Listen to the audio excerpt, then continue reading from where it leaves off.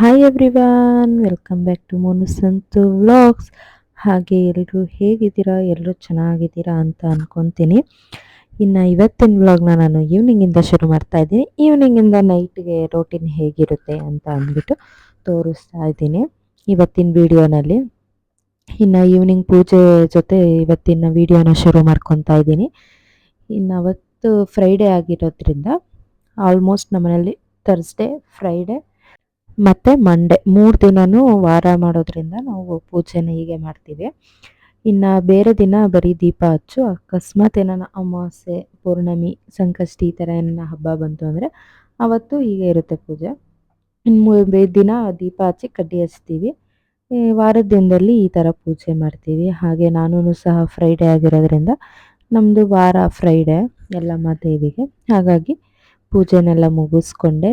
ಇನ್ನು ಸ್ವಲ್ಪ ಹಾಗೆ ಒಂದು ರೌಂಡ್ ಆಚೆ ಹೋಗಿ ಬರೋಣ ಅಂತ ಹೇಳ್ಬಿಟ್ಟು ಹೋಗಿ ಬಂದ್ವಿ. ನಮ್ಮ ಪಾಪನೂ ಇರಲಿಲ್ವಲ್ಲ, ಬೋರ್ ಆಗ್ತಿತ್ತು. ಹಾಗಾಗಿ ಇನ್ನು ಅಲ್ಲಿಗೆ ಹೋಗಿ ಬಂದಮೇಲೆ ಅಡುಗೆ ಮಾಡಬೇಕಿತ್ತು. ಸೊ ಹಾಗಾಗಿ ಪೂಜೆ ಎಲ್ಲ ಮುಗೀತಲ್ಲ, ಇನ್ನು ಚಪಾತಿ ಮಾಡಿಬಿಟ್ಟು ಎಗ್ ಪಲ್ಯ ಮಾಡೋಣ ಅಂತ ಅಂದ್ಬಿಟ್ಟು ಚಪಾತಿಗೂ ಸಹ ಎಲ್ಲ ಕಲಸಿಟ್ಟೆ. ಹಾಗೆ ಇವತ್ತು ಎಗ್ ಪಲ್ಯ ಮಾಡ್ತಾಯಿದ್ದೆ. ನಾನು ಹೇಗೆ ಈ ಥರ ಕ್ವಿಕ್ಕಾಗಿ ಟೈಮ್ ಇಲ್ಲದೆ ಇದ್ದಾಗ ನಾನು ಹೇಗೆ ಕ್ವಿಕ್ಕಾಗಿ ಪಲ್ಯನ ಮಾಡ್ತೀನಿ ಅಂದ್ಬಿಟ್ಟು ತೋರಿಸ್ತೀನಿ. ಇದಕ್ಕೆ ಸ್ವಲ್ಪ ಜಾಸ್ತಿ ಇಂಗ್ರೀಡಿಯೆಂಟ್ಸು ಬೇಡ, ಏನು ಬೇಡ. ಮೊಟ್ಟೆ, ಈರುಳ್ಳಿ, ಟೊಮ್ಯಾಟೊ, ಸ್ವಲ್ಪ ಮಸಾಲ ಐಟಮ್ಸ್ ಅಷ್ಟೇ ಹಾಕ್ಬಿಟ್ಟು ಕ್ವಿಕ್ಕಾಗಿ ಹೇಗೆ ಮಾಡ್ಕೊಳ್ಳೋದು. ಈಗ ಒಂದು ಕಡೆ ಚಪಾತಿ ಮಾಡ್ಕೊಂಡು ಬೇಕಿದ್ರೆ ನಾವು ಒಂದು ಕಡೆ ಪಲ್ಯನೂ ಸಹ ಹಾಗೆ ಮಾಡ್ಕೋಬೋದು. ಕ್ವಿಕ್ಕಾಗಿ ಹೇಗೆ ಮಾಡ್ಕೊಳ್ಳೋದು ಅಂತ ತೋರಿಸ್ತಾ ಇದ್ದೀನಿ. ಹಾಗಾಗಿ ನಾನು ಇಲ್ಲಿ ಫಸ್ಟು ಆನಿಯನ್ನು 3 ಆನಿಯನ್ ತೊಗೊಂಡಿದ್ದೀನಿ. ಅದನ್ನು ಈ ಥರ ಚಾಪರಲ್ಲಿ ಚಾಪ್ ಮಾಡ್ಕೊಂಬಿಡ್ತೀನಿ ನನಗೆ ಟೈಮ್ ಇಲ್ಲದೆ ಇದ್ದಾಗ. ಅದರಲ್ಲೂ ಈ ಈರುಳ್ಳಿ ತುಂಬಾ ಖಾರ ಇತ್ತು, ಹಾಗಾಗಿ ಕಣ್ಣಲ್ಲೆಲ್ಲ ನೀರು ಬರುತ್ತೆ ಅಂತ ಅಂದ್ಬಿಟ್ಟು ಚಾಪರಲ್ಲೇ ಚಾಪ್ ಮಾಡಿಕೊಂಡೆ. ಅದು ಸ್ವಲ್ಪ ಚೆನ್ನಾಗಿ ಫೈನಾಗಿ ಚಾಪ್ ಆಗುತ್ತೆ. ಹಾಗೆ ಟೊಮೆಟೊನೂ ಸಹ ಇದರಲ್ಲೇ ಚಾಪ್ ಮಾಡ್ಕೊಂಡಿದ್ದೀನಿ. ಇನ್ನು ಈ ಕಡೆ ಎರಡನ್ನೂ ರೆಡಿ ಮಾಡಿ ಇಟ್ಕೊಂಡಿದ್ದೀನಿ. ಇದರಲ್ಲಿ ಸ್ವಲ್ಪ ಚಾಪ್ ಮಾಡ್ಕೊಳ್ಳೋದ್ರಿಂದ ಸ್ವಲ್ಪ ಚಿಕ್ಕ ಚಿಕ್ಕದಾಗಿ ನೀಟಾಗಿ ಕಟ್ಟಾಗಿರುತ್ತೆ ನೋಡಿ ಈ ಥರ. ಇನ್ನು ಹಾಗೆ ಈ ಕಡೆ ಒಂದು ಬಾಣಲಿ ಇಟ್ಕೊಂಡಿದ್ದೀನಿ. ಇನ್ನು ನಾನು ಈ ಎಗ್ ನಾನ್ ವೆಜ್ ಎಲ್ಲ ಮಾಡೋಕ್ಕೆ ಈ ಬಾಣಲಿನೇ ಯೂಸ್ ಮಾಡ್ತೀನಿ. ಯಾಕಂದರೆ ಅದು ಸ್ವಲ್ಪ ಸ್ಮೆಲ್ಲೆಲ್ಲ ಇರುತ್ತಲ್ಲ, ತೊಳೆದ ಮೇಲೂ ಕೆಲವೊಂದು ಸತಿ ಬಿಸಿ ಮಾಡಿ ಇನ್ನೊಂದು ಸತಿ ತೊಳಿತೀನಿ, ಆ ಸ್ಮೆಲ್ಲೆಲ್ಲ ಇರುತ್ತೆ ಅಂತ ಅಂದ್ಬಿಟ್ಟು. ಹಾಗಾಗಿ ಹಳೆ ಬಾಣಲಿ ಇಟ್ಕೊಂಡಿದ್ದೀನಿ. ಅದಕ್ಕೆ ಸ್ವಲ್ಪ ಎಣ್ಣೆ, ಹಾಗೆ ನನಗೆ ನಮ್ಮ ಮನೇಲಿ ಕಸ್ತೂರಿ ಮೇಥಿ ಫ್ಲೇವರ್ ಎಲ್ಲರಿಗೂ ಇಷ್ಟ. ಎಣ್ಣೆ ಕಾದಿದ್ಮೇಲೆ ಅದಕ್ಕೆ ಸ್ವಲ್ಪ ಕಸ್ತೂರಿ ಮೇಥಿ ಹಾಕಿ ಆಮೇಲೆ ನಾವು ಕಟ್ ಮಾಡ್ಕೊಂಡಿರೋ ಅಂಥ ಈರುಳ್ಳಿನ ಹಾಕ್ಕೊತಾ ಇದ್ದೀನಿ. ಈ ಈರುಳ್ಳಿನೂ ಸ್ವಲ್ಪ 1-2 ಮಿನಿಟ್ಸು ಎಣ್ಣೆಲಿ ಫ್ರೈ ಆಗ್ತಿದ್ದಂಗೆ ಅದಕ್ಕೆ ಟೊಮೆಟೊನೂ ಸಹ ಹಾಕ್ಕೊಂಡು ಅದನ್ನು ಸ್ವಲ್ಪ ಚೆನ್ನಾಗಿ ಫ್ರೈ ಮಾಡ್ಕೊತೀನಿ ಎಣ್ಣೆಲೆ. ಇದ್ಲಿಗೆ ಟೊಮೆಟೊ ಹಾಕಿದ್ಮೇಲೆ ಉಪ್ಪು ಸಹ ಹಾಕಿದ್ದೀನಿ.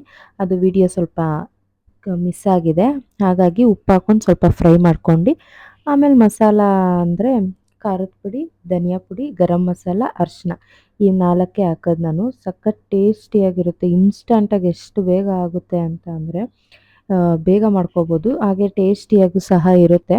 ಗರಂ ಮಸಾಲ ಹಾಕೋದ್ರಿಂದ ಅದೊಂಥರ ಫ್ಲೇವರ್ ಚೆನ್ನಾಗಿರುತ್ತೆ ಮೊಟ್ಟೆ ಪಲ್ಯಕ್ಕೆ.